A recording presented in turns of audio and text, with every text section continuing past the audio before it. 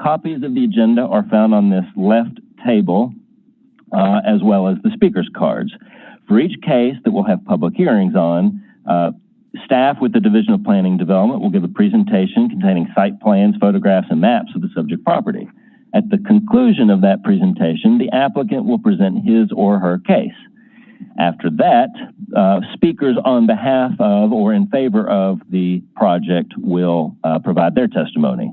Following that, we'll go to opposition and then finally back to the applicant. Pursuant to our rules of procedure, the applicant and his or her supporters have 10 minutes, followed by 10 minutes for the opposition testimony, followed by 2 minutes of a rebuttal period. And Mr. Chairman, an applicant may choose to compound his or her initial 10 minutes into that rebuttal period if they choose. And these times do not include Q&A from members of the board. If any speaker would like to hear additional testimony, if any member of the body would like to hear additional testimony after a motion has been made or seconded, a 2/3 vote is required to reopen the public hearing, at which point we will have an equal amount of time bestowed upon both the person being asked the question and the other side. All motions by the board will be made in the affirmative. The private acts governing this body require the affirmative vote of at least 5 members to approve an application, regardless of the number of board members present. And Mr. Chairman, we have 5 members, so we're going for 100% on these cases until Ms. Skurlock and Ms. Doss, I believe, was also attending. The board may approve applications, reject applications, or hold an application for a period of up to 30 days without the consent of the applicant and 90 days with the consent of the applicant. All section numbers that we refer to this afternoon come from the Memphis and Shelby County Unified Development Code adopted in 2010. I'll introduce the entire UDC to make it part of today's record, thus dispensing with the reading of the individual sections. This body is vested with the power to act on these cases before us today under the provisions of Chapter 9.22 of the Code. Mr. Chairman, I submit that all cases have been filed in proper order, all applicants have been notified of this hearing, and all other notice requirements have been fulfilled in accordance to the UDC.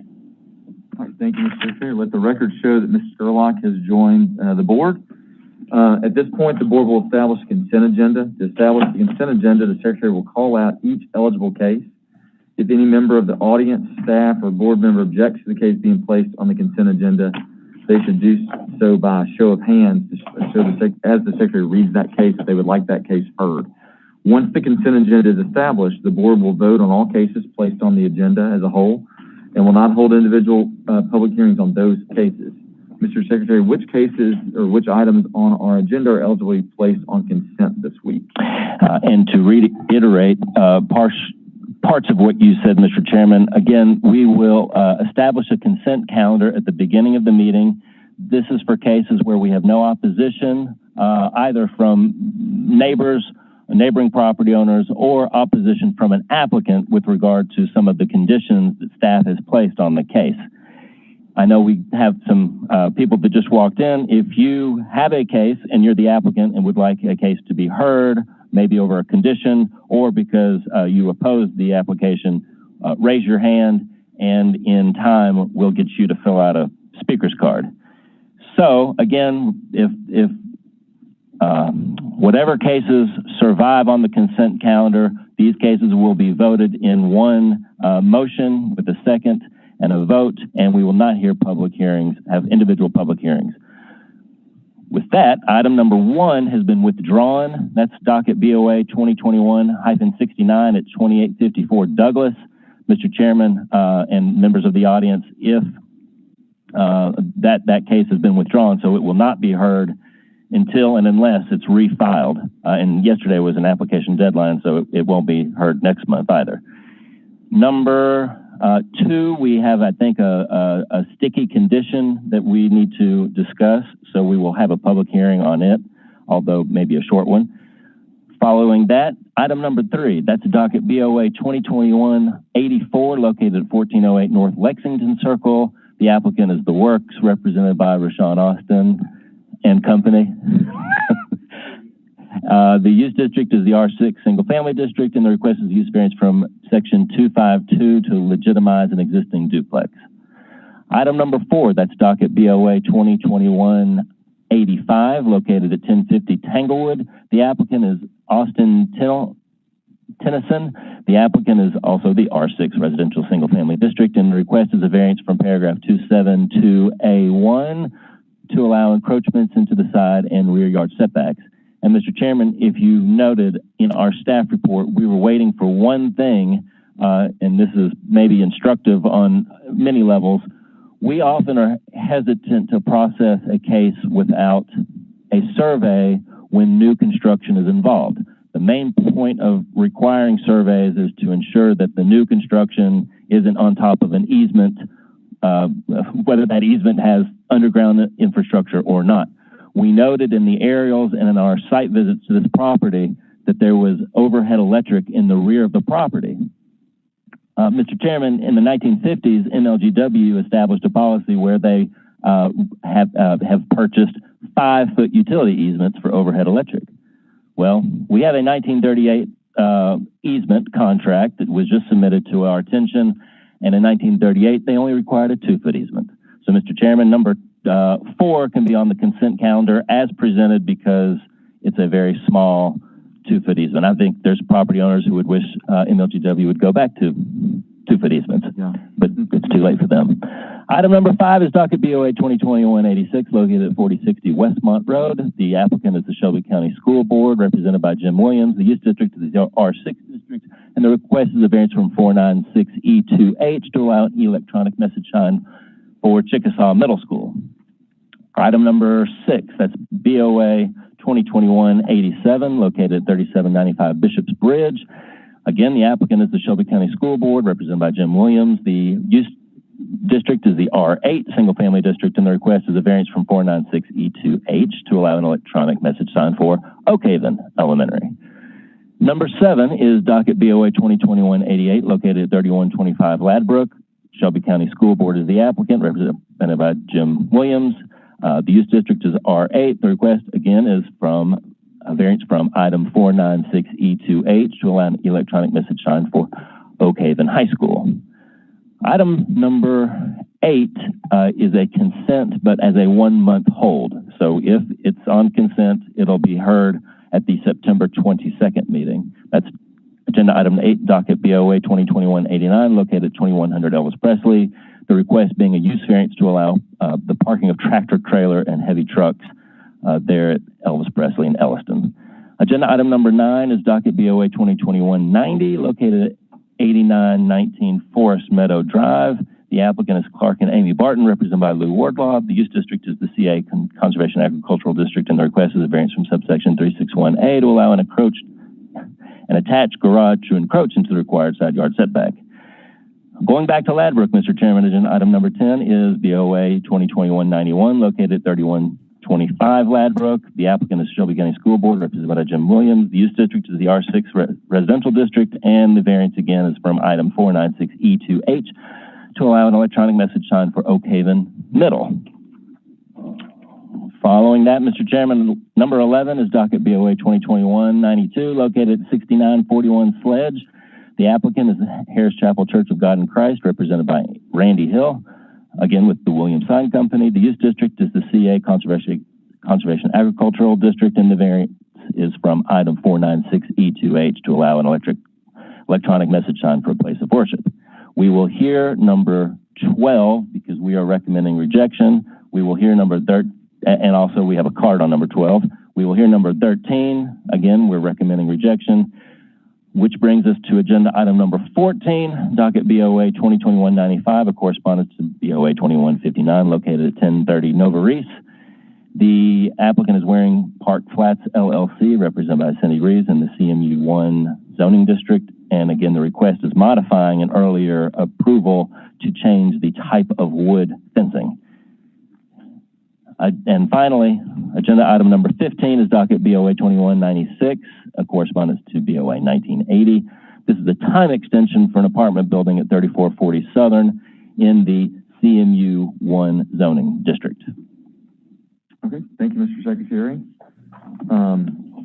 Didn't see any hands, so at this point, would someone on the board like to give us a motion to approve agenda items 3, 4, 5, 6, 7, 8 as a hold, 9, 10, 11, 14, and 15 as conditioned by staff in the staff report? So moved. Second. All right, being moved and seconded, I want to remind the board that by voting on the consent agenda, he or she affirms that he or she has read the staff report and is in full agreement with the conditions. Mr. Secretary, may I get a roll call, please?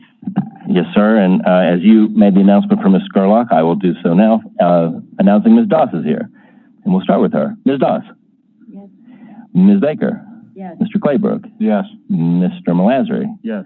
Vice Chair Savage Downs? Yes. Ms. Scurlock? The standards of the UDCC 9.22.6 are being met will not be unduly detrimental to the properties in the vicinity. Ms. Scurlock? Yes. And Mr. Chairman? Yes. That's 7 ayes. All right, thank you. If you've come down for those cases on that agenda, you've been approved as conditioned or held if you're number 8. And thank you so much. You can stick around if you want to, but you might want to just head out. Mr. Whitehead, will you call our first case that we're going to hear? Yes, sir, Mr. Chairman. That takes us to a held case from last month, which is agenda item number 2, docket BOA 2021-83, located at 587 to 619 Houston. The applicant is Houston Street Properties LLC, represented by Cindy Reeves. The use district is the CMU1 district, and the variances are related to a new apartment building. Okay, I see the applicant is here. Is there any opposition here for this case today? Seeing none. Ms. Shoop-Diggs, would you mind just kind of giving us a little bit of background and cutting to what we're here for today? We've heard the case last time, so just kind of bring us up to speed would be great. Sure. Clark Shoop-Diggs, Division of Planning and Development. I will try to be as brief as possible, but there are multiple variances involved in this case. Absolutely. So the request is for multiple variances from the University District Overlay and the UDC related to a multifamily housing development.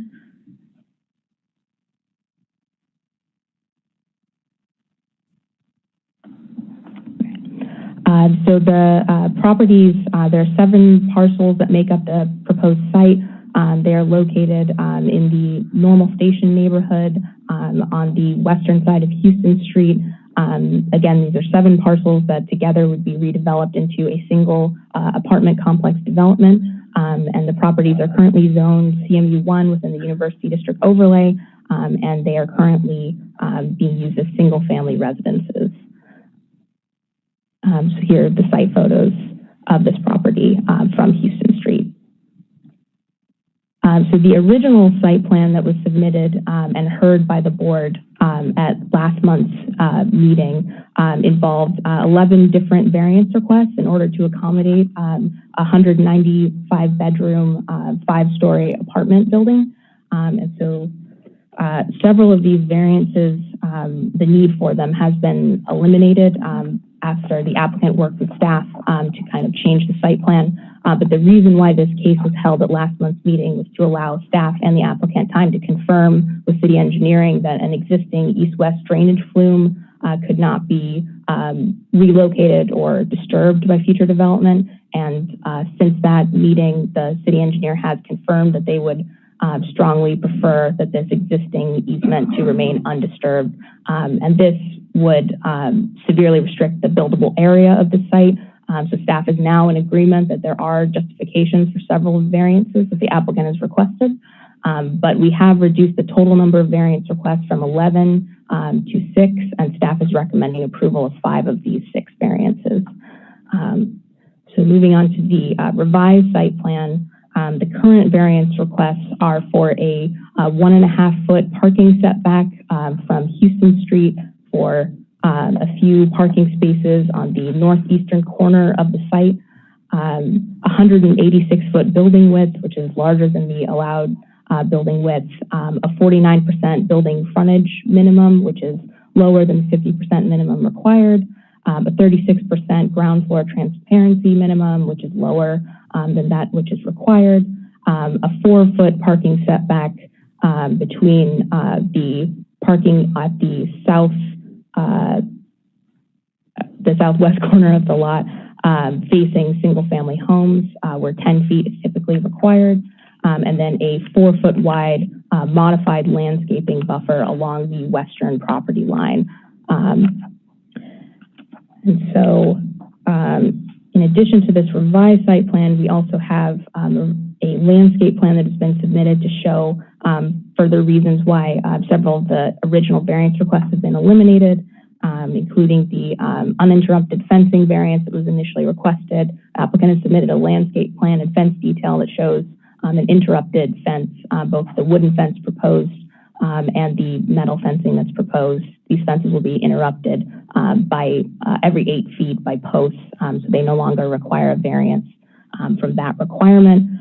Additionally, they do still require a variance from the buffer requirement, because a 15-foot landscape buffer is typically required between these two zoning districts. So these properties are zoned CMU1 with RU3, I believe, to the west.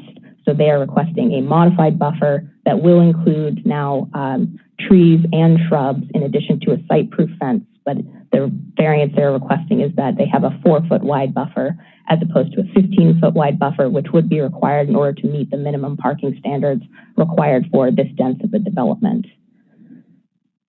Additionally, one of the variances they requested, which was from the pervious material requirements, that staff has discovered since the last meeting that requirement was actually removed from the Unified Development Code under a previous zoning code update, so that variance is no longer required.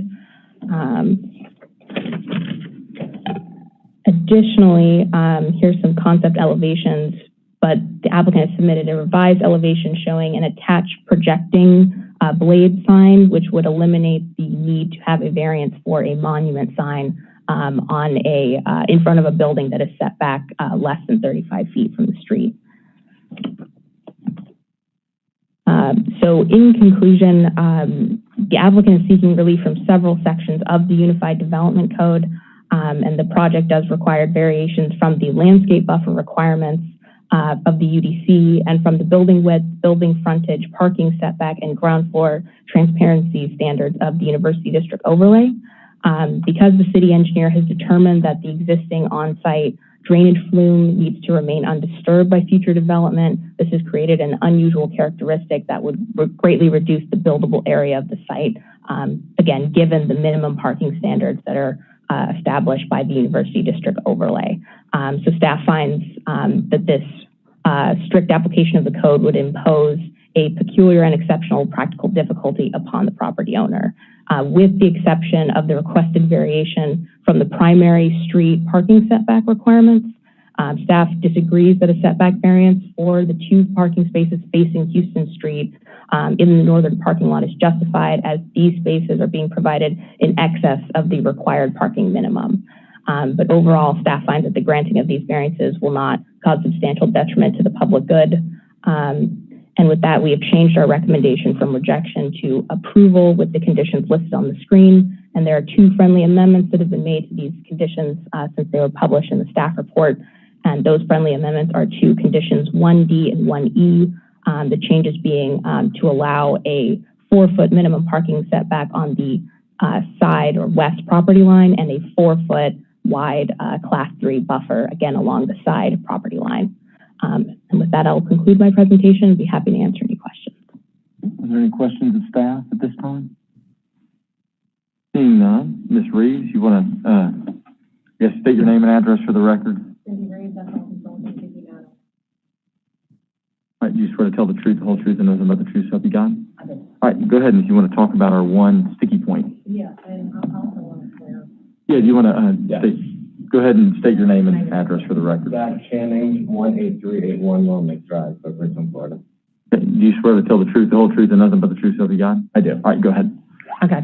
I'm going to let Zach address the need for the additional parking spaces. The parking spaces,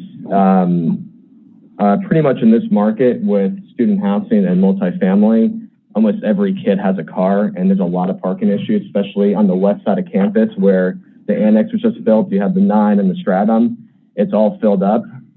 In my opinion, and this is my 3rd project in the area, I'm trying to do as many parking spaces as I can so then the parking isn't on the street and clogging up the street. So with 195 beds, I currently have 101 on-site parking spaces. So those 2, I mean, I'm I'm trying to get as many as I can, just so for the tenants and for the area, because I know everyone's going to have a car. Specifically that area, if you go to an aerial or something, you'll see across the street on Houston is University of Memphis parking. It's 2,000 parking spaces. And yeah, so it's right across the street, and it's pretty much across from the parking garage. And then on the north of these two spaces is the Gather on Southern. They have surface parking. So yeah, you see it's all parking out there. So talking to the UNDC and Cecil, we made it specifically just for those two spaces, so no one could take advantage of it. So we made that language in our variance. So yeah, that's pretty much all. We just really want as much parking as possible. Okay. And we minimized it to only have two that needed that setback. So we felt that we feel that's justified. Are there any questions for the applicant?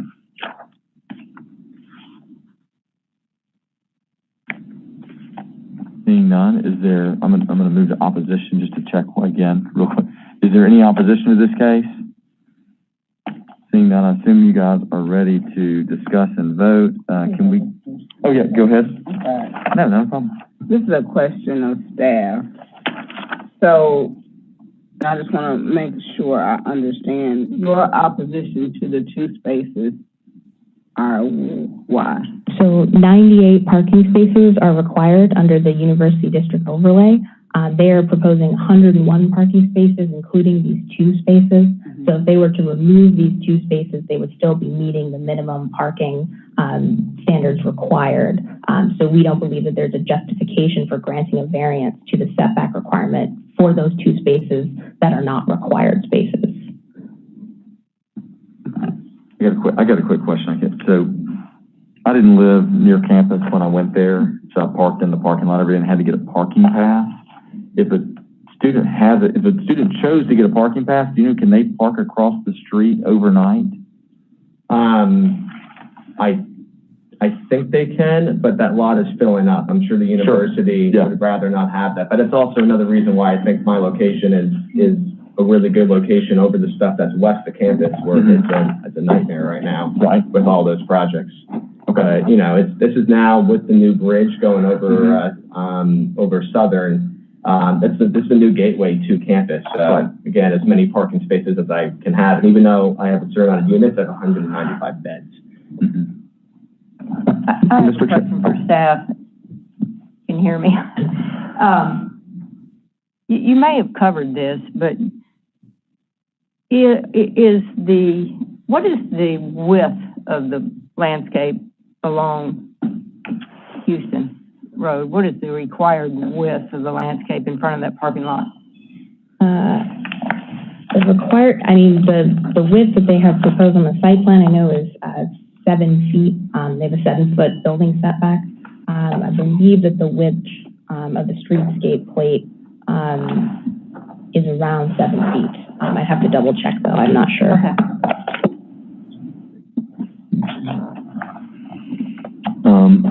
Other questions? Mr. Chairman, if I may, I would like to answer Ms. Scarlott's question as well, in addition to what Ms. Shute. Oh, I'm sorry. Ms. Scarlott is down there. Thank you. One of the reasons is Ms. Shute mentioned that there's no justification, we feel like, for that, but it's also a question of design. And so we worked really hard with the applicant. We think it's a great project, and worked with a lot of variances to allow additional parking to meet the minimum. And this parking would be in front of the surface parking that is to the north for the developments that's there.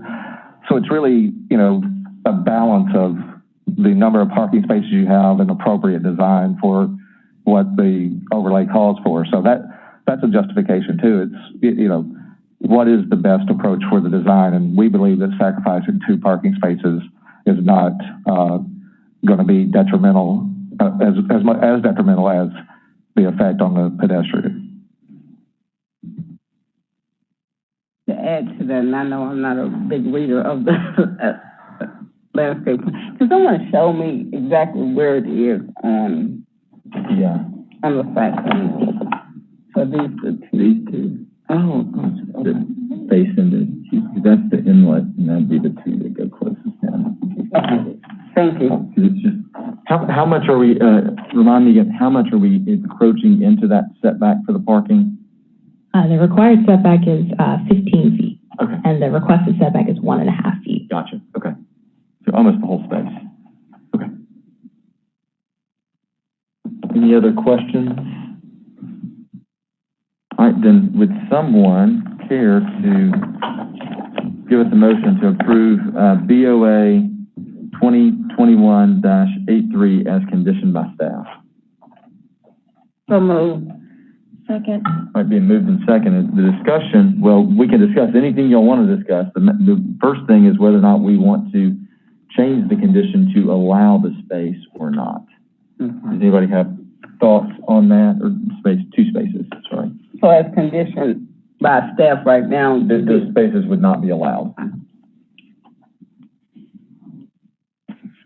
I'm willing to, well, you go ahead. Do you want to, who wants to show their cards first? I'm agreeable to, I'm agreeable to the two spots,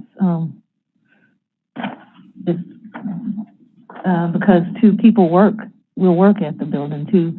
So, I know they set the minimum parking per bed, but there's also employees and people who come to visit to view the apartment. So two spaces is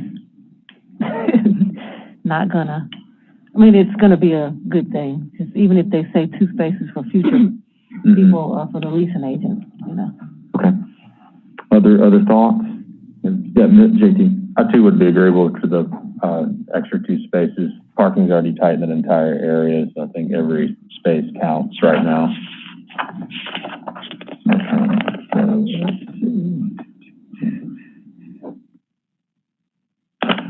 One second. Any other thoughts as I'm looking at this?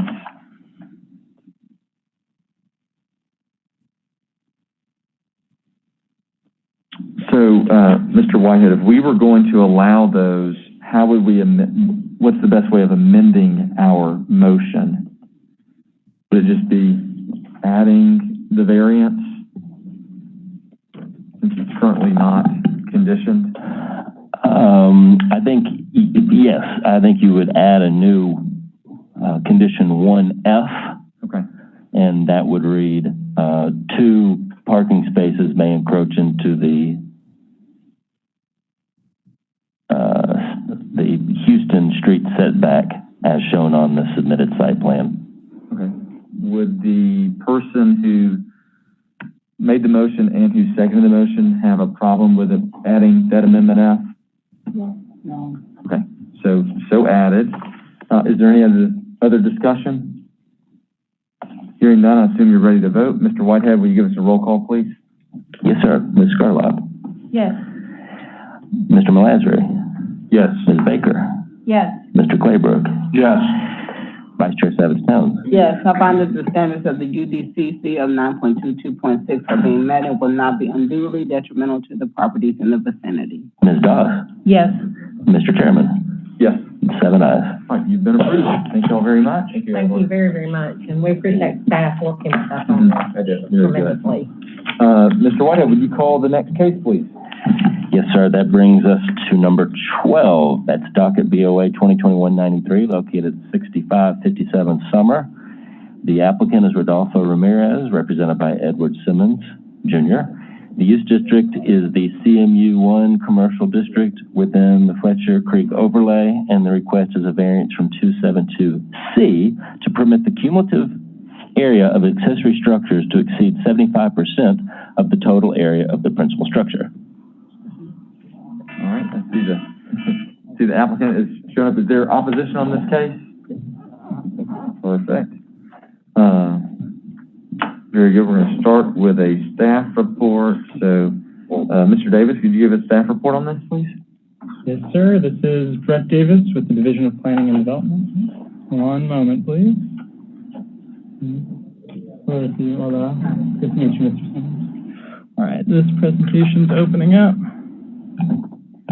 All right. Okay, so this is case number BOA 2021-93, and it is a request for only one variance this time.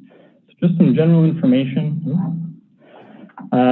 We're looking at two tax parcels that are a single property. They have to be two tax parcels because part of the property is located in the city of Bartlett and part of the property is located in the city of Memphis. So the Bartlett property actually has the address. It's 6557 Summer Avenue. The owners are Rodolfo Ramirez and Sandra Salas. The applicant is Rodolfo Ramirez, represented by Mr. Ed Simmons of the Ed Simmons Company.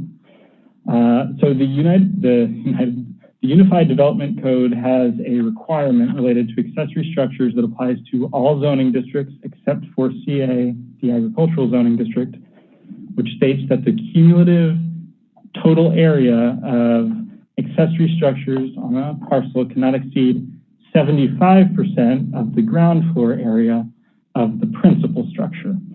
In this case, the principal structure is a house. The property is used as a single-family residential property, and it's already well in excess of the 75% rule, and a new accessory structure is currently being sought, hence the need for this variance. The structure that brought us here today is a proposed pool house, but like I said, this would likely legitimize a number of other structures that might not have gotten permits and were already in excess of 75%. The area is right around 6 acres, split between the two parcels. The zoning of the Bartlett parcel is highway business, which is equivalent to our CMU 3 district, and the Memphis zoning is CMU 1. That was rezoned by the city council a couple of years ago, and the purpose of that rezoning, the stated purpose, was to bring the zoning of the Memphis parcel more in line with the zoning of the Bartlett parcel, and that was done just before Mr. Ramirez and Ms. Salas bought the property. So it's in the process of being sold. Here we see where the property is in Bartlett on Summer.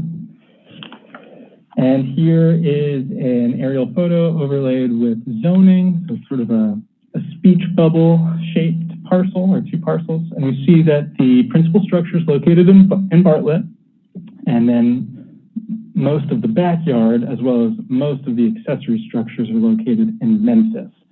You see that there's a single family, smaller lot residential development, which is part of a PD in Memphis to the south, and a light industrial district to the east, also in Memphis. I'll also point out that the reason we have to consider these two parcels as one piece of land and cannot consider the Memphis parcel on its own is because the Memphis parcel doesn't have any frontage. It has frontage on a stub road, but that doesn't meet the UDC's frontage requirement. So we need to use the Bartlett parcel's frontage to make the backyard legitimate. So it's a little wonky. We only have jurisdiction, or y'all only have jurisdiction over the Memphis parcel, but we're still considering it as a single property. Here are some photos from the Reese Road stub over the fence, and we see a barn. You can see that single-family development on the left, to the west. Some playgrounds. You see in the background fountains. That's part of a swimming pool that was built earlier this year. These are two accessory structures currently on the site that are both proposed to be demolished, which would bring the total square footage a little bit down. You'll also note some storage containers, and then in the background, an office building, which is an accessory structure. Here's a photograph provided by the applicant of that 3,000 square foot swimming pool built earlier this year.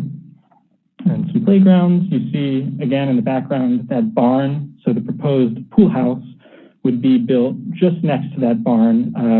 We have a UDC requirement that says accessory structures have to be at least 5 feet from each other. So we would need to move that structure just a little bit further away, if approved, than proposed. The house itself was built in 1948. It's a one-story brick structure in Bartlett, and here we see the site plan. So we see that office straddling both jurisdictions at the north, These, let me see if I can get the mouse. These two accessory structures, this is the barn and that silo proposed to be removed. Here's the bigger barn with the proposed pool house right here. And here's the 3,000 square foot pool. Site visit revealed a few accessory structures not shown on the site plan, including the storage containers, playhouses, and some smaller sheds, etc. Here are elevations of the proposed pool house. So it's a restroom and shower facility that would have two gendered sides, each with 5 toilets, as well as showers. And it would be, again, built between that barn and the pool. And here is that floor plan showing the stalls, sinks, showers, to an ADA accessible stall on either side. So that concludes the graphic presentation, and then I have just these conclusions, which I'll go over quickly. Then the area of that structure, the pool house, is 760 square feet. So going down to the third conclusion, the subject property consists of 2 parcels, one in Memphis and the other in Bartlett. The 2,004 square foot house is within Bartlett. A 3,600 square foot pool built in 2021, as well as several accessory structures, are within Memphis. The single family residential use is legal non-conforming in Bartlett, so their district actually doesn't allow houses. So on the Bartlett side, no expansion is permitted, but it is permitted by right in CMU1 in Memphis. So we are okay with expansion, but just not in this case because of that 75% rule. Existing accessory structures include a 1,872 square foot barn, a 2,625 square foot office and carport, a pool canopy next to the pool with unknown dimensions, and then those other accessory structures that I mentioned earlier, which may not be permitted as required. The third from the bottom, although the property is within commercial zoning districts, the UDC is clear that we regulate accessory structures and uses not in relation to the zoning districts that it is in for the most part, but in relation to the principal use. So in this case, we're regulating the accessory use and structure in relation to the single family principal use. The UDC requires that accessory structures be in character with that principal use and not likely to attract visitors in larger numbers than would normally be expected. We found that those 2 standards were not met in this case. So although we agree that there are unusual characteristics, including its split jurisdiction and its large area for a single family home, we do find that the requested variance would be injurious to the neighborhood and not in harmony with the intent of the UDC. And that was backed up by 3 letters of opposition we received, including one from the City of Bartlett Department of Planning and Economic Development, who are, stipulated pretty clearly that they want to see improvements made to the frontage in the event that this property turns over to a commercial use, as well as from 2 neighbors in Memphis who have existing noise and lighting concerns. So those letters, especially from the 2 neighbors, influenced staff's recommendation of rejection. We have 5 conditions written out in the event that you choose to approve this request. And that concludes my report. Thank you. Thank you, Mr. Davis. Are there any questions for Mr. Davis at this time? I have a question, Yes, Mary. Mr. Chairman. If this property were zoned residential, would this be permitted? The zoning of commercial versus if it were single-family residential would have essentially no impact on this analysis or recommendation. No effect. Okay, thank you. Any other questions of staff at this point? Mr. Chairman, may I piggyback on Mr. Davis? Because as Mr. Davis was presenting, it jogged my memory on how we classified this use, the use of a recreational field. Recreational fields are permitted in both the CMU1 and many of our residential zoning districts, provided they don't have outdoor lighting. And the definition of recreational field does indeed include, in addition to tennis courts, baseball and softball courts and fields, swimming pools. So that's why we got to the conclusion of calling this a recreational field, which is a permitted use. in the CMU1 zoning district. So can I add something to that as well? Please. So we're not looking at it as a principal use of recreational field. It's an accessory use to you can have a recreational field that's accessory to a single family use, with the exception that no accessory recreational field can be lighted. So one of these conditions requires that, if approved, any existing lighting be removed from the pool. Can I ask another question? Mm-hmm. It just prompted me about what you said.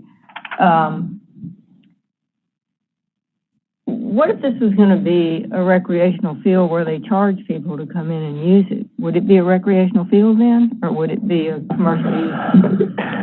The UDC doesn't really differentiate between public and private, or for-profit or not-for-profit, so it would still be a permitted use in this zoning district. With the single, they would have to basically choose whether it were a resident, because the Memphis parcel cannot stand on its own because it doesn't have frontage. The whole property would either have to be a principal use of house with a permitted accessory use, or a principal commercial use, which would make the city of Bartlett alternate lots of frontage improvement standards and driveway standards. So although, outdoor recreation isn't permitted in CMU1, recreation field is, but as proposed, the applicant has expressed interest in potentially making this a commercial use in the future, but has been very clear that the purpose of this application is not commercial in nature. It's to, make having large amounts of friends and guests over easier without having to have people traipsing through the house. So it is, it's a residential use and meant to be a residential accessory structure. One more question. Isn't it a requirement that if you have a private drive that's accessory to the recreation field and it's going across some land that doesn't permit that use, can you do that? I mean, isn't that not permitted as well? The accessory use has to be on a property that permits it, right? Permits the use that it's serving. Right, and that's found in our zoning ordinance. The driveway in question, I guess, would be primarily located in the city of Bartlett. So then the question would be, it'd be an enforcement endeavor on their behalf. If they found that this use, which is primarily residential with a large accessory swimming pool, is not permitted, then, they would enforce it from their standpoint. And the reason I went down this rabbit hole of this being a potential recreational field is because I think it could very easily become a recreational field, right? The house could over time become not occupied and an accessory to the swimming pool. I think that's why Chip Saliba primarily and I, in the earlier conversations with this applicant, wanted to make sure if that happened, that would still be permitted. Okay, any other questions before we move to the applicant? Vacate the house. All right, we're going to move now to the applicant. So before y'all start, I could swear anybody that's going to talk in, you'll give your name and address for the record. Edward Simmons, 6354 Kirby Oaks Drive, Memphis, Tennessee. Okay, and is Mr. Ramirez, are you speaking only, or is Mr. Ramirez going to talk? He also will. Okay, go ahead and give your name and address for the record too, sir. Rodolfo Ramirez, 6557 Summer Avenue, Bartlett, Tennessee, 38134. Okay, y'all both swear to tell the truth, the whole truth, and nothing but the truth, so help you God? Okay, go ahead, sir. I'd like to address several things that Mr. Davis brought up. First, I think it's important for the board to understand that when Mr. Ramirez purchased the property, he really didn't have the desire for all of these improvements to be there. He wanted the house, the residence, and unfortunately, all of the other properties or improvements were on the property.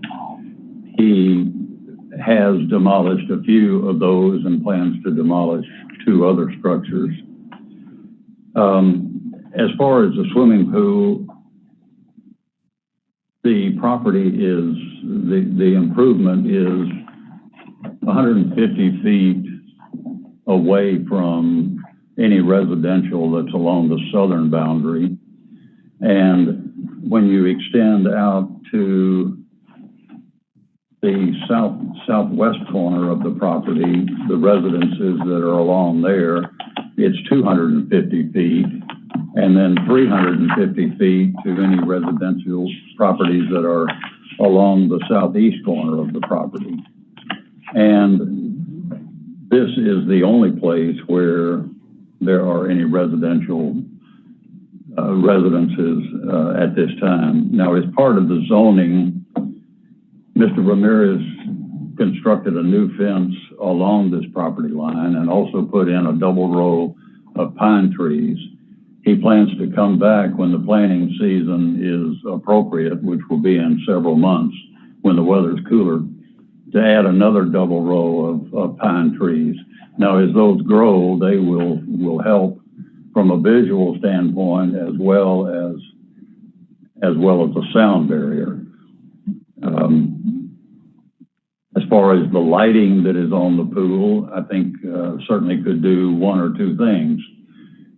Either the lighting could be focused more downward, or it could be taken out altogether, whichever the board preferred. There was an indication by Mr. Davis that the proposed pool house or restroom building was adjacent to the barn. Mr. Ramirez is not against moving that the 5 feet away that is a requirement. That is not a problem. And as far as any future usage of the pool, he is certainly willing to have the operation close at 9 o'clock at night, 9 p.m., and then not open again until 9 p.m. the next morning. The Office of Planning and Development had talked about a new site plan, and we can certainly provide that, showing the existence of the improvements. Now, there are some improvements that are not really permanent in nature. They are there for the use of children. They're swings and playgrounds, which the children really enjoy. But I'm not sure these should be counted as permanent structures. Let Mr. Ramirez talk if he has any additional things that he would like to say. The main thing of what I want to get is restrooms, because when we get friends and family there, everybody has to go through my house, and it's messy when people go wet inside, so we want to get restrooms outside. Trying to be like a recreation thing is something that I'm thinking about really doing it, because we've been seeing that everybody that pulls over there on Bartlett, they see that place, they've been loving it, that place, on how we've been fixing it and how it looks, and I think it could be a good thing for families to go and enjoy the day on the pool and with the kids on the playgrounds. But the main thing is the restroom thing. This is what I'm focused on. I'm willing to work with whatever, recommendation you tell me to be able to approve these, to do it. And I just willing to do whatever to be able to get this going. I represented the previous owners of this property when we came in for a zoning change. So I'm familiar with the single-family residence and what the property looked like prior to Mr. Ramirez purchasing the property. I serve on the Board of Equalization and consequently am very interested in the tax structure within Shelby County and City of Memphis. Since he purchased the property, he has made exceptional improvements to the property. He has totally renovated the interior and exterior of the single-family residence. There is a carport that he also renovated. There was an office as part of the carport that was, the interior of that was renovated. So he has made exceptional improvements. There's been a fence put up along the frontage on Summer Avenue. I can see the value of the property definitely increasing, and unfortunately for him, more taxes being paid on the property.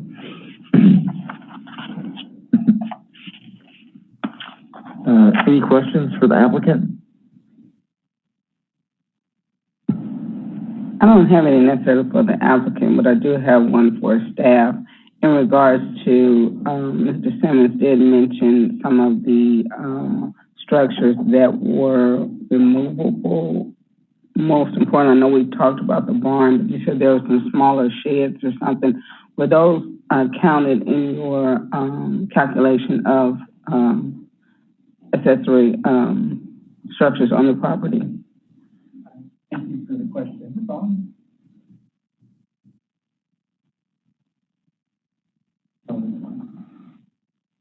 Now?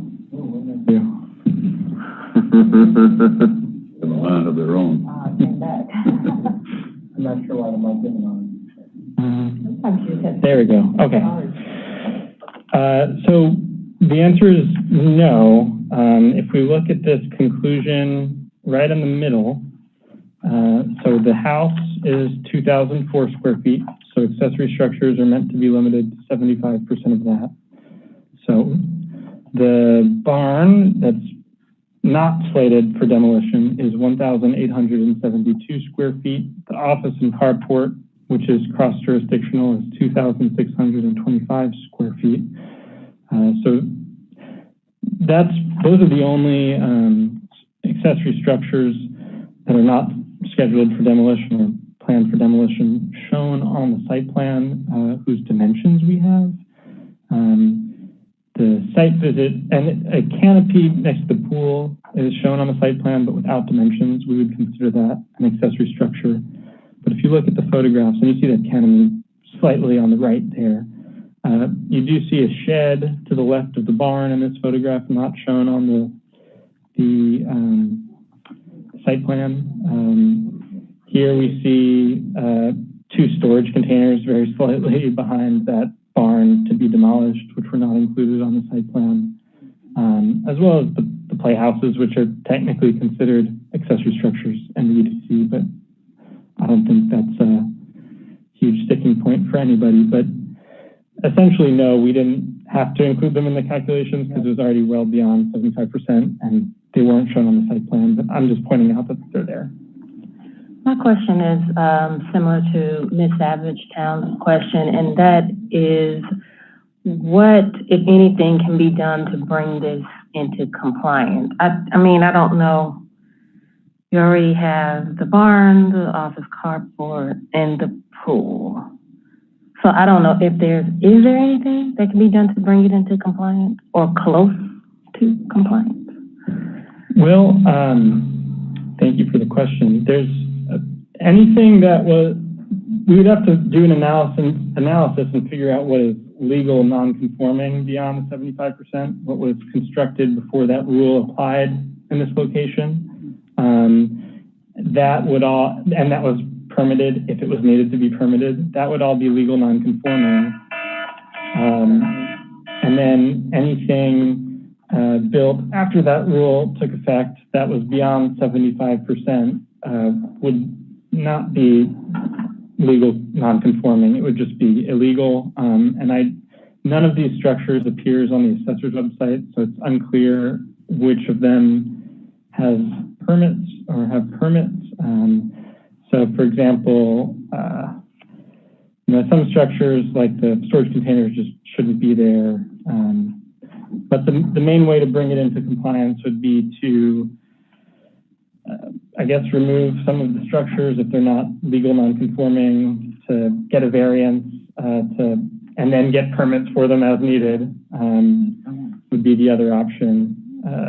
In terms of other issues on site, any outdoor lighting at the pool is not allowed and would need to be removed, and that's included in these conditions. But to do that, you would need a variance or probably to remove a fair amount of structures. And the previous owner, did they have any information? Were they able to provide any information on the timeline for the structures and permits and such? So we have this aerial photograph, which is from within the last few years. So it obviously doesn't have the pool or the pool canopy. The office building has been expanded, I believe, under the current owner. So that expansion was probably, I don't believe, permitted and would not have been permitted if it were applied for. And of course, all of the smaller ones, sheds, storage containers, playhouses, probably would not have met the 75% rule if permits had been sought. So, yeah. Thank you. Good question.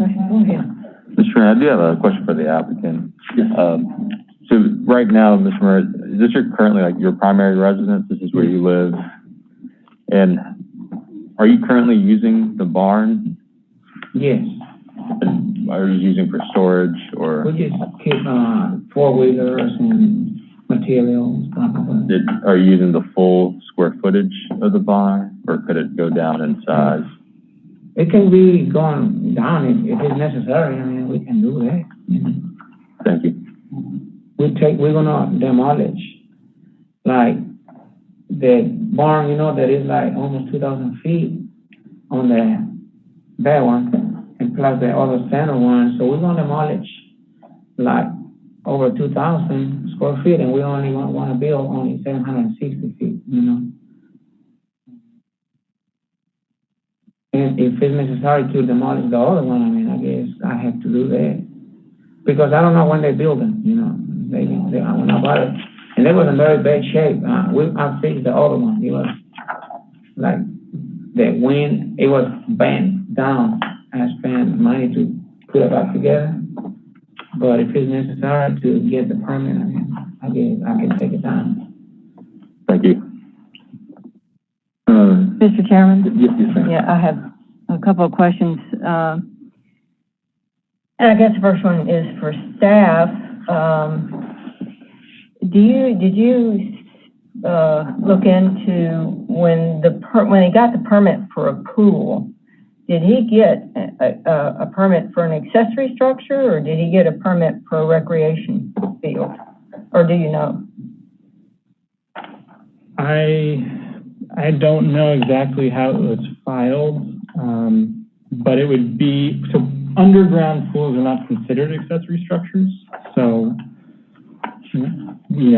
this area of the pool isn't regulated by the 75% rule. So the pool is not part of the 75% that you're complaining about? No. Okay. But the bathroom and shower and all those facilities, they are a part of it, right? Pool house, I guess you call it. It's a new structure that they're already beyond 75%, so it would not be permitted, hence the variance request. And we found that given the single family principal use of the site, that this would bring in more visitors than could be expected and might have a negative impact on the neighborhood. So we didn't feel a variance was justified in this case. Okay. I have another question, and this one Josh might want to address. I'm going to that chart, you know, where the development conditions are all listed. You know, would this recreation field request trigger, and the new construction that goes with it, would it trigger street improvements and so forth on the Bartlett side? And my follow-up question to that would be, how could Bartlett implement that if it's all only approved on this side? So that's my question. Well, luckily, so Mr. Chairman, and Ms. Baker, the use chart, or the chart that we're addressing right now is in Chapter 4.1 that talks about when certain improvements are triggered. And so this would be new construction and new facilities as part of single family. And the good news is we have solid squares, which says that these standards are applicable on a pro rata basis. So I think to avoid the issue of requiring improvements within another jurisdiction, we would require those pro rata improvements within the site that's in the city of Memphis. So I think we would use the pro rata part to really apply to the area around the improvements, which are inside the city of Memphis. But would Bartlett have any opportunity to enforce their improvements? I mean, that they would have for a commercial use? If he decided he doesn't want to just use it accessory anymore, he wants to he said he's been thinking about it. I'm just wondering, would they ever have an opportunity to get their public improvements if this is approved like this? Their triggers would be based upon improvements made on their part of the site. But they've got to drive in there, you know, from their site, right, from their road in Bartlett, and go across it, maybe have a parking lot there. I don't know. So you think they would get it then? So the site could not become commercial only on the Memphis side. It would have to go fully commercial, basically, because you can't just have a single-family front yard and a commercial backyard. So if the site were to go commercial, even if there were no site plan changes, the city of Bartlett has made clear that any switch to commercial as a use would trigger site plan review. And that they'd be able to get their public improvements that way? Yes. Okay. All right, that's my question. I got a quick question. So let's get rid of the other accessory structures. I just want to be clear, like if they wanted to build this full house bathroom just with a pool, normally that would have been fine, so long as it wasn't over 75% of the, even though it looks, the fact that they're trying to do something that, whether it's going to be commercial or not, looks really commercial. It's not like when I think of a pool house, I think of a bathroom, maybe a little kitchenette. I don't think of showers and stalls and stuff like that. But that would have been allowed if there wasn't the barn and there wasn't the other business. Is that correct? Yes. I don't know of anything in the zoning code that tells you, how many total stalls you can put in your pool house. They might, I mean, it looks like it's being built to meet commercial building code for any potential switch in future use. But that also, I don't think, would be a problem with the building code. Yeah, and the switch to that is really just a Bartlett problem, not a Memphis problem. Having a commercial pool there would be allowed under the Memphis zoning code? Well, getting rid of the barn, all that other stuff. Well, the 75% rule applies to commercial properties. Sure. It's a little bit of a gray area because outdoor recreation is not permitted in CMU1. Recreation field is, so it might take a call of the zoning administrator to decide what it is. It's probably outdoor recreation. If that were the principal use, then they could have lighting, I believe. However, outdoor recreation, which I think is how Bartlett would classify it, and I'm not an expert on the Bartlett zoning code, requires a special use permit. So it would have to go to their board of aldermen and the mayor, I think it's called. So they would not be permitted by right, I don't believe. Okay. It's complicated. Yeah, it seems that way, doesn't it? Any other questions before we move on? Do you want to?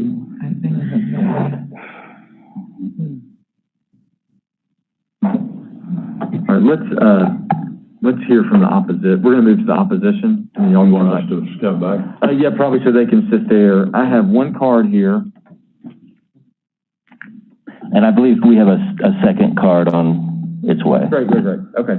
Yeah, if y'all just want to step right back behind just to those seats, and they can take those chairs.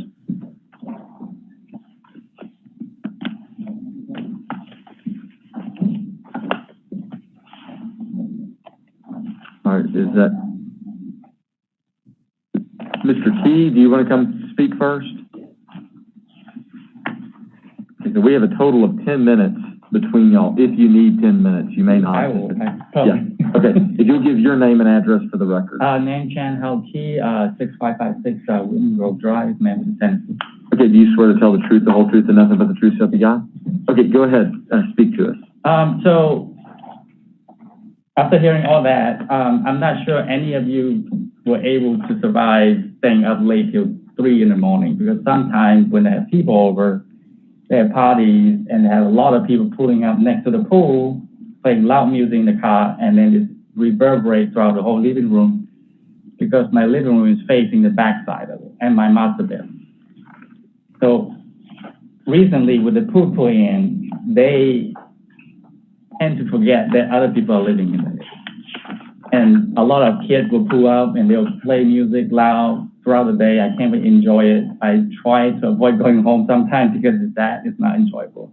And this is my first house. And that wasn't that great when I start hearing that they're going to put in the new things in there.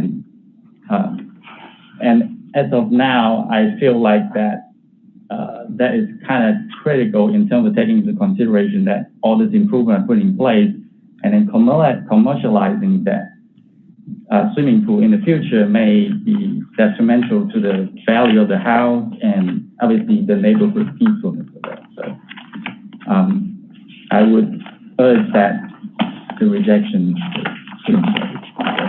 Okay. Are there any questions for Mr. Key? I have a question. Yes, Mary. Where is your house? Is it to the south or the east? So my house is to that corner, the second one. Okay. And then she's right next to me. And even that far, I can hear music reverberating from that area. So if they play it till 3 in the morning, sometimes 2 in the morning, I'm not sure anybody can survive that. I call the cops several times. They'll turn it down when I call the cops show up. And when they're gone, continue. So I've been doing that on and off every time. So I don't know how that's going to help anything if they were allowed to move forward with all this improvement. So I'm not saying that the property, is improving the property value, but then it's detrimental to other people that live around the area. So. Mr. Chairman? Yes, sir. I have a question for Mr. Key. Mr. Key, the applicant indicated his willingness to plant trees in an effort to ameliorate the sound. Right. What is your response to that proposal? So I'm not sure you're familiar with loudspeakers outside, outdoor. Very loud. You can hear it up in the front of the street, in front of my house, and at the back of the street, back of the house. So if you think about that loud of the music, inside the house you have to hear something. There's no way you're not. So with that said, planting trees, I'm not sure they're going to tempt you. Thank you. Any other questions? Seeing none. All right. Thank you, Mr. Key. Appreciate your time. Ms. Brody?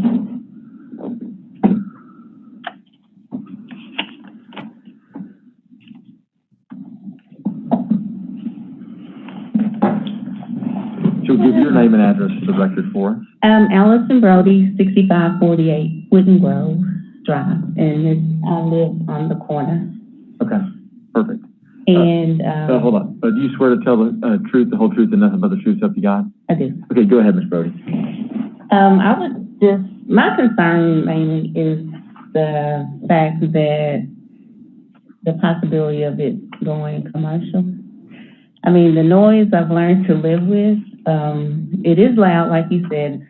I had been gone all day. One day I pulled up in my driveway, and it was like, where is this music? In the driveway, you know, on the front of my house. It's just radiating through the whole neighborhood. But if that pool house with 5 showers, 10 shower stalls, or bathroom stalls, to me, it just seems like that's being built for a business and not just friends and family. I mean, I understand 1 or 2, but 10, that's just a lot. And I think that eventually, or right away, it will become a business or commercial, and that's why I'm in opposition of it.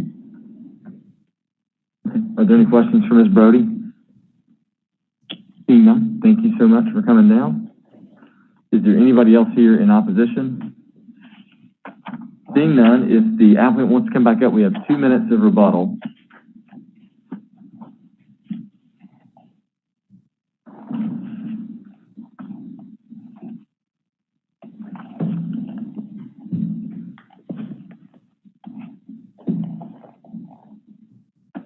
We did indicate in our presentation that the owner is willing to put hours of operation, closing at 9 o'clock and then not opening again until 9 the next morning. And could certainly, I mean, that's even better than the state of Tennessee requirements. Certainly willing to do that. You know, it's not his intention at all to be objectionable to the neighbors, but I think he would be open to doing whatever the board would like for him to do in that area. Okay. I have just one thing. I'm a person that I can help and do whatever for the neighbors, you know. We've been there almost a year now, and I haven't get a single police coming to a notice on my phone that you have noise. We have noise back on the holiday of 4th of July, but it was not all over the time. There's 3 days, I know I did a lot of noise. But if I could have known, I could have stopped it. You know, now that I heard what their complaints is, I can stop it just like quick, you know. The light is shining, but it was a mistake for the electrician. I told him not to put 2 switch, one from the pool and one from the back, which is shining the one day of the playground. And he's supposed to come back and fix it. So that way we don't have to turn on the back light, which is why he's saying. But cops, they had never come to me, and I have never received any complaint from nobody. Sorry for that, you know, but I mean, I can fix that easy. We just want to stop doing it.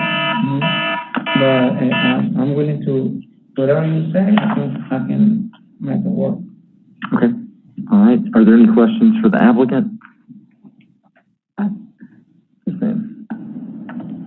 Are you in agreement with adding the buffer, the tree along the borders of the fencing to try to buffer some of that sound? Yes, I'm willing to, if they approve me, I can even build a big wall in the back of the tree line. I can bring a brick wall tall enough so they don't even see nothing to my property. Plus the tree is going to be almost 100 feet barrier with more trees. So the sound, if it's a sound, it's not going to go on that side. And if they want me to do that wall, I can do it. Trees have been planted along that property line as well, which you can, little baby trees, you can sort of see in this photograph. Okay. Any other questions? I have a question for staff. Yeah, go ahead. Oh, okay.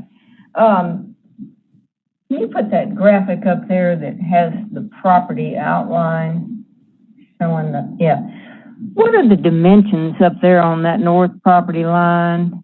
and then down there on the south property line. I'm trying to figure out how deep this thing is.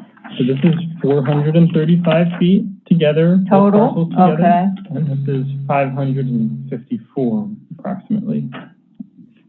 Okay. So it's short city blocks, basically. Mm-hmm. It's big. 6 acres. My question was, I'm sorry, you, yeah. My question was about dimensions as well. There are trees there, but if he was to build a wall as well, how tall would that need to be? I assume it has to run the length of the property line, but how tall would the wall need to be? That would be up to y'all if you wanted to add a condition. We have a maximum height of 9 feet, unless you wanted to give a variance from it. I think we don't want to overcomplicate it. So a maximum of 9 feet. And then if there was a smaller pool house with 2 or 3 stalls, would that make a difference? Potentially, we didn't review that. It wasn't the proposal. I'm not sure if the applicant's interested in that, but if there was a smaller 2 to 3. I'm willing to go down. I just like, I like to have a lot of, space, and I said, well, I like this one. And then when you build a restroom, add an extra, toilet, it's not gonna cost you a whole lot. So to build just a little extra building, you can put more toilets. And it's gonna cost you, if you only put 2, 3, or 4, or 5, the price is gonna be almost the same. But I think if they wanted to do it smaller, yes, I can do it. I think the 2 to 3 stall would help the neighbors feel a little bit better about the intentions and about the volume of visitors there, or volume of people, and I think it would be comforting, perhaps cold comfort, but comforting nonetheless for them. It was a little smaller, and there's less potential of having overcrowding and the noise. And again, the 9 to 9 is probably better because 3 a.m. is definitely no good. But you are open to a 2 to 3 stall pool house, okay? I even about the noise. There's a place on the cove where we get access to there one day. It can be then Memphis can have access to that property. Something we can be talking about there now. They come and spin tires every night, so I've been living with that since we moved in there. We call the cops all the time. They go and play music in there all the time. I call the cops and they come in 3 minutes. It takes 3 minutes for them. They come and they just move them out of there. So if he, I'm thinking and trying to stop things so that they cannot go and do burn tires in there. Mr. Chairman, may I? Yes, Mr. Ramirez, I think you're talking about the cul-de-sac behind you, the industrial Reese Road. Okay, thank you. I was just looking up on the map. Any other questions of the applicant? Yes, ma'am. I was noticing on the map with the gravel driveway, is that in existence or is that planned? It was there. Oh, it was there prior to you purchasing the property? Okay. Was that gravel drive expanded at all after the purchase? No, it was over there to the barn. The barn, we put new concrete. I already got the permit to barn it. So they're going to be done probably this week. So I'm trying to get all that place look beautiful and nice. And my next goal is to come get a permit to do the gravel concrete. So we don't have no. Any other questions? With that, I assume you're ready to actually discuss. So could we get a motion to approve BOA 21-93 as conditioned by staff? So moved. Second. Let me move and second. Does anybody have any initial thoughts? Mr. Chairman. Yes, ma'am. I am, certainly will be supportive of any conditions that the board comes up with to, limit the loudspeakers, limit the lighting, limit the size of the pool house and so on. But I'm going to vote against this, and I'll tell you why. Because it's being developed piecemeal. It's not, there was no plan to it, and it's being developed piecemeal with no plan. And if it were planned, there would be a way that the pool and so on could be put on the site where it would be less troublesome to the properties to the south. And as far as reducing the overall size of the accessory, you can have what you can have, And I don't see, to me, based on what I'm looking at here, I just don't see a reason to vote for anything additional, given the way this all is taking place. So, and the hardship that it's having on the neighbors. Yeah, I keep looking, I've been doing math a lot, and this, when I did the math, I came up with, we were gonna have 262% accessory structures to actual structure. It should be 75. It is a big property though, so it can house a bunch of things, but it's just been so piecemeal together that I just don't know. Yeah, I just don't think I could. It's such a, it's one of those things where you're looking for what else could this property be used for? All sorts of things. But it's being used for a house, it's being used for a business, it's being used for a barn and a pool and recreation area. That's just too much without coming hey, here's actually a master plan put together, and this is what this commercial use is going to look like. So I don't think I could vote for it either. Any other comments? So would a master plan be helpful? If we... Well, if you did it as a commercial thing, you'd get rid of the house, you get rid of that being your accessory use, and you actually put together a project as opposed to, what do you want to do? Let's throw a dart and let's just throw 12 darts, and these are things we're doing. It's too many different things happening. But the pool is already there. Pool's there, yeah, and it's legal. It's fine. Not much you can do about that. But putting in 10 toilets or 6 toilets and showers, that's just inviting even more to happen. But before anything else, it really is a pretty pool. But if anything, before anything else was to happen, he would still have to get a variance, though, right? Yeah, I think he should. I think he just needs to move forward what he's going to do with the property, and having where 4 people can be taking showers, right? 10 people are going to the bathroom. Doesn't seem very residential, which is how the primary use of it is. It's not. It sounds like a heck of a party, though. Sounds like it'd be fun to hang out at this place, for sure. It does. But I just think there's just, I just agree with Mary on it.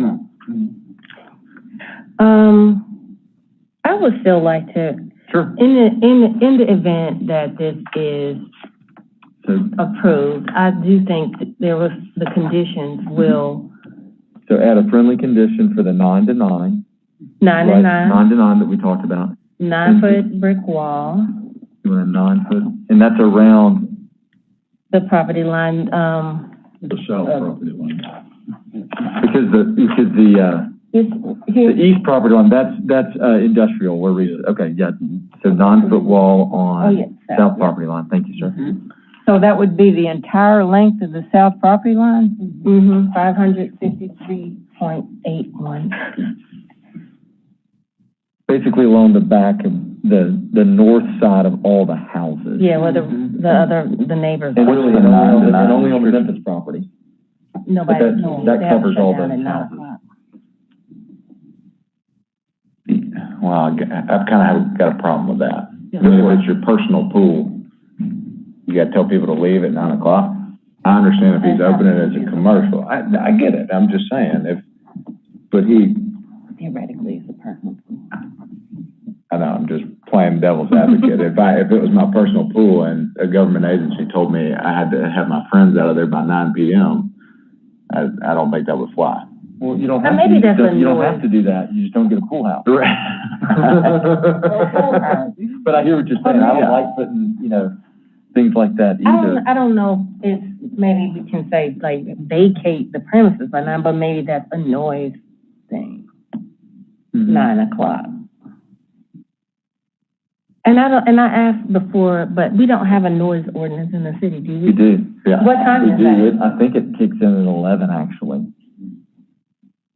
Is it 3 a.m.? Seriously? It's 3 a.m. But that's commercial. So what about in residential areas? This is commercial. It's the same? But this is commercial. I'm missing out definitely. And I agree with Mary, because We're shutting it down early. I know it's primarily being used as residential. It is zoned commercial. It's a wonderful big pool with playground, lots of area for kids to run around in, and people are gonna have to park somewhere. So now I'm triggered for Bartlett that a plan at this point needs to be, because your friends are gonna park somewhere, and that's a big pool, and that's a nice big playground, which he's allowed. He's got 6 acres. I mean, that's his land, 6 acres. But if there's the option to make it a commercial level of visitors, there just needs to be a plan. Just like, hey, what are we gonna do here? And follow the plan per the zoning with whatever Bartlett requires, because that back portion of the Memphis part that we're discussing, it can't be separated. It has to be tied in with that front property plan. So I'm just not pro at this point. Not that I'm not pro him having what he wants on his land, just put together a plan, an overall plan, because once you're doing ADA level of design, then you're asking for people to be there. And a lot of restaurants don't have this much bathroom space. So, yeah. Okay, any other thoughts? I guess agree. it's not, the conditions are moved at this point. Yeah, I mean, I agree. I think you're at a fork in the road. Either it's gonna be commercial or it's gonna be your house and your private pool with your family and friends. Right, and just come up with the plan of what you want to do. And if it's gonna be,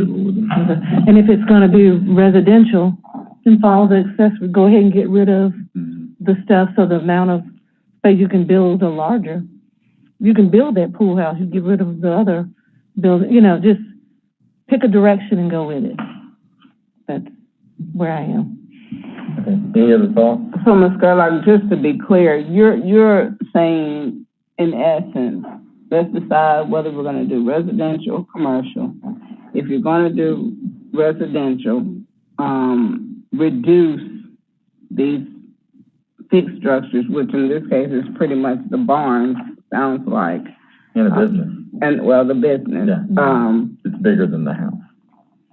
So if we reduce those, then he's able to have the opportunity to build the pool house and maybe reduce the size of the offices, just come up with a plan because some of the structures are oversized.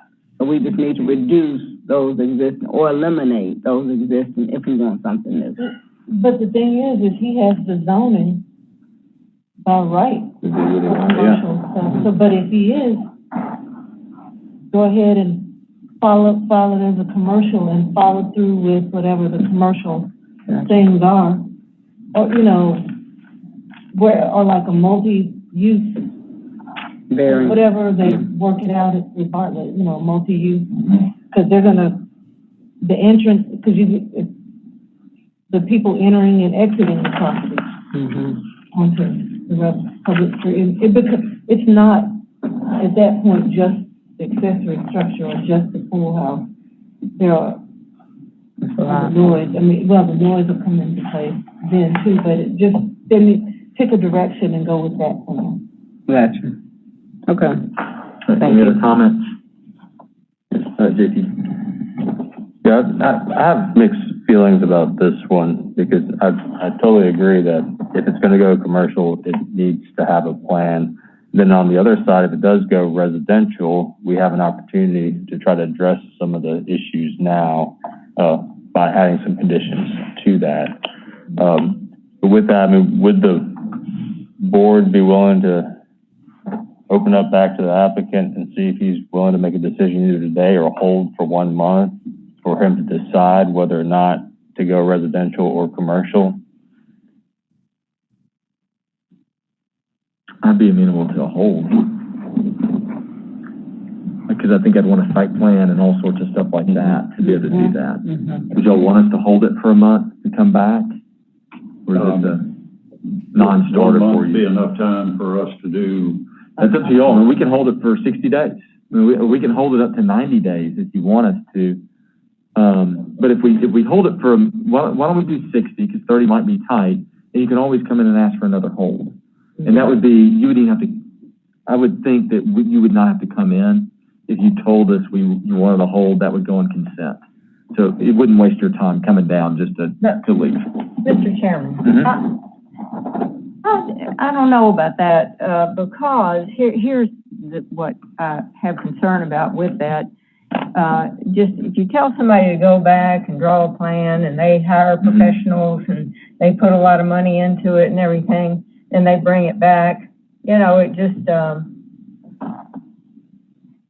if you're not inclined to approve it anyway, you know, and then the neighbors, you know, to holding it, and then they have to come back, and then maybe they could hold it again, and they have to come back.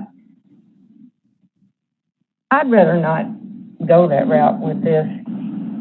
I would just rather, I mean, he can have what he can have, you know, and I know that he can still maybe put the loudspeakers out there, but, you know, that's just a kind of a neighbor-to-neighbor type thing without involving us. That's what I have to say about it.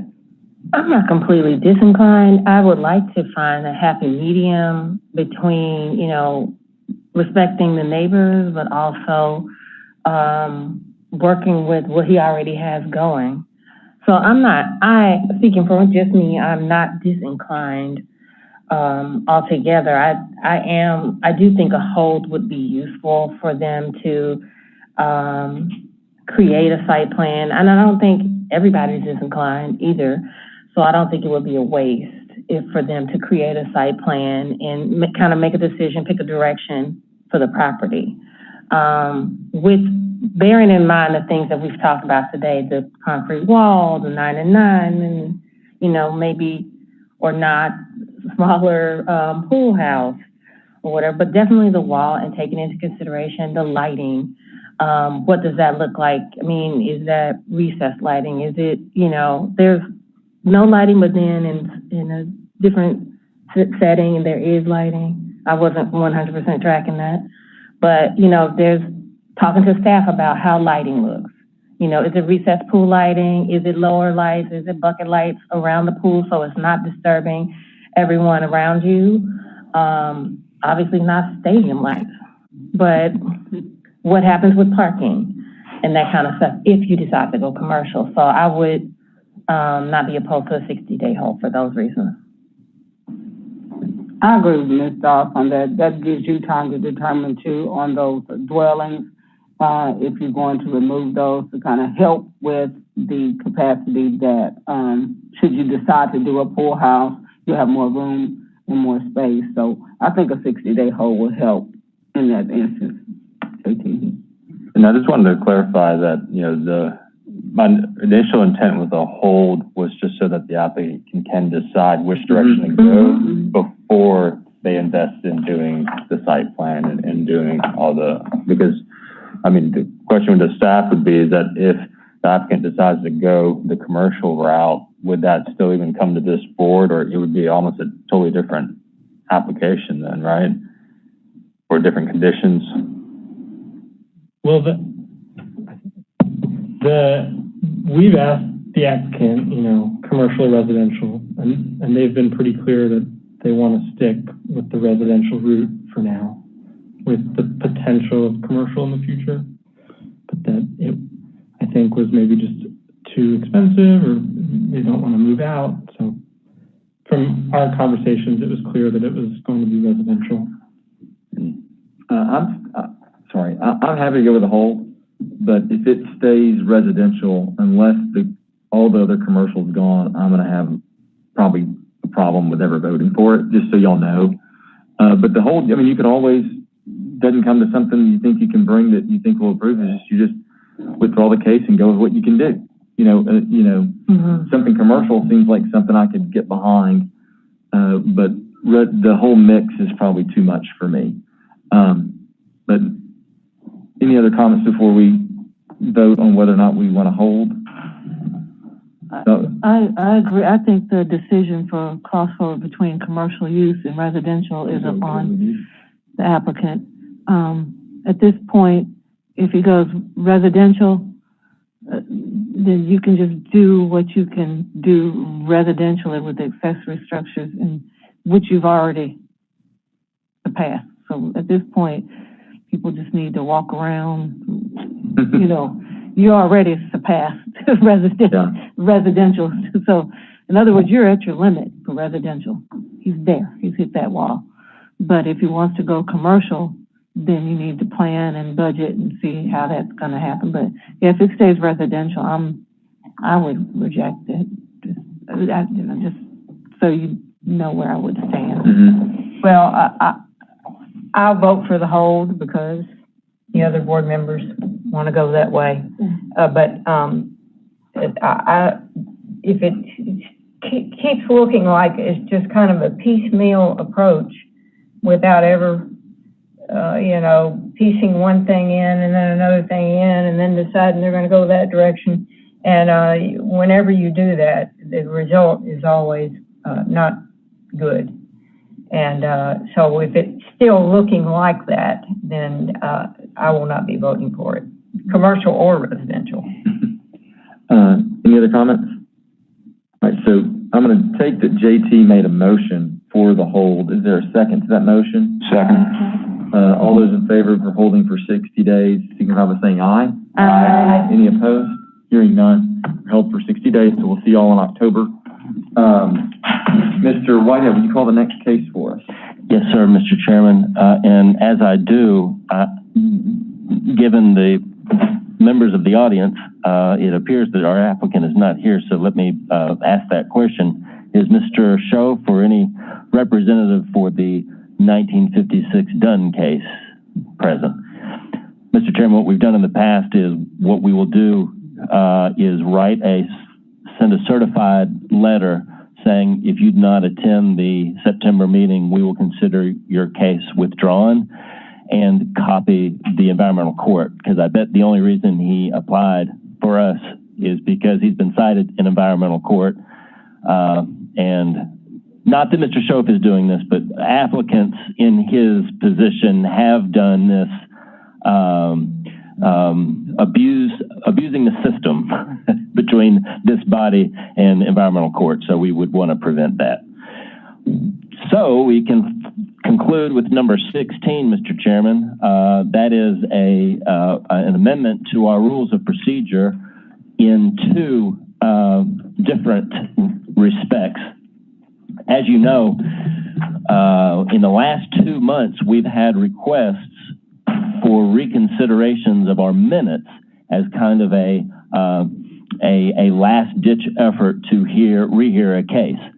And after the second request was made, I consulted with our attorney, who has left the building, and he said, well, most board rules and bylaws, if they're silent on an issue, you default to the Robert's Rules of Order, which we do already. Our rules of procedure don't talk about making motions and seconding them, so obviously we default to the Robert's Rules of Order.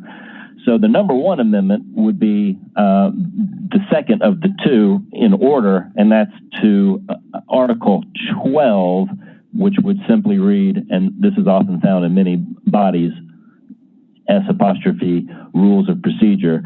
In the event these rules are silent on a particular procedure, Robert's Rules of Order shall govern. And then that involves amending the title of Article 12 to read construction and amendments.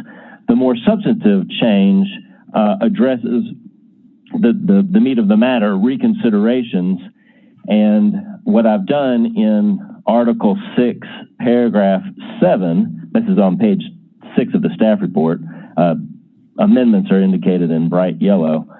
We have our existing reconsideration language, and that was designed, obviously we have a rehearing process that's been in place for decades, where no later than 7 days before the meeting, if you're an aggrieved party, whether as an applicant who's been rejected or opposition where a case got approved, within 7 days of the next meeting, you file a petition for a rehearing. So that'll remain unchanged. A few years ago, we added little subsection A right here, which was designed to address applicants who didn't read their staff reports and realized, I have a condition in here that I can't live with. So that's why we came up with little a. So there are times in which someone needs that extra time between our filing for a rehearing, which is 7 days prior to the meeting, and the actual meeting, the actual subsequent meeting. And that's where we get into existing A, but also proposed B and C.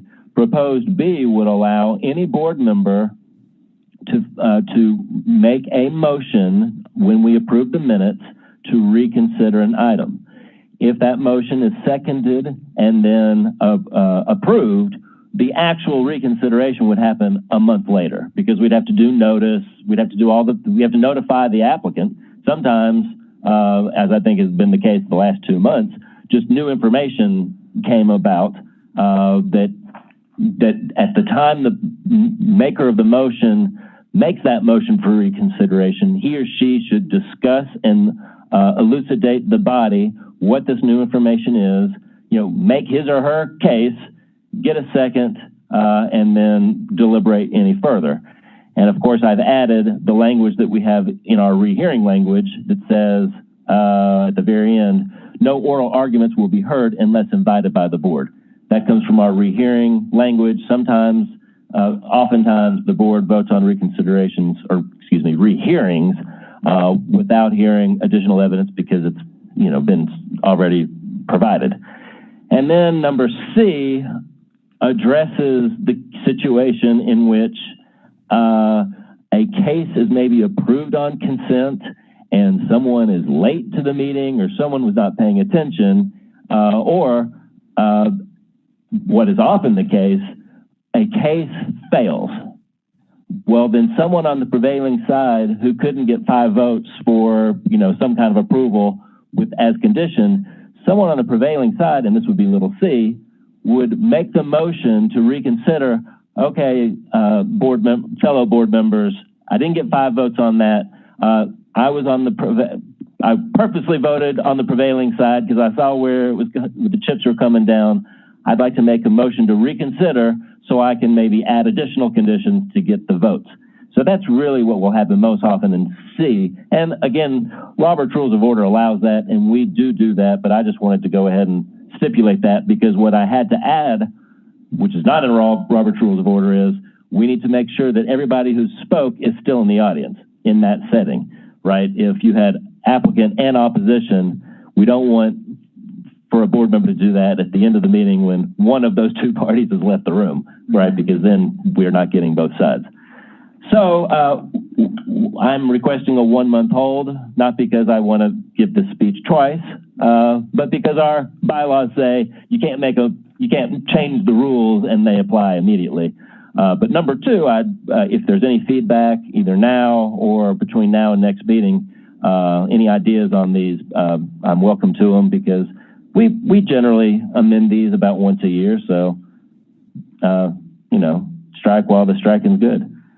With that, Mr. Chairman, I'll turn the floor back over to you. Okay, so is there a motion, or is there any discussion? Is there a motion to approve the 1-month hold on agenda item number 16? Second. All those in favor signify by saying aye. Aye. No. With that, this meeting is adjourned.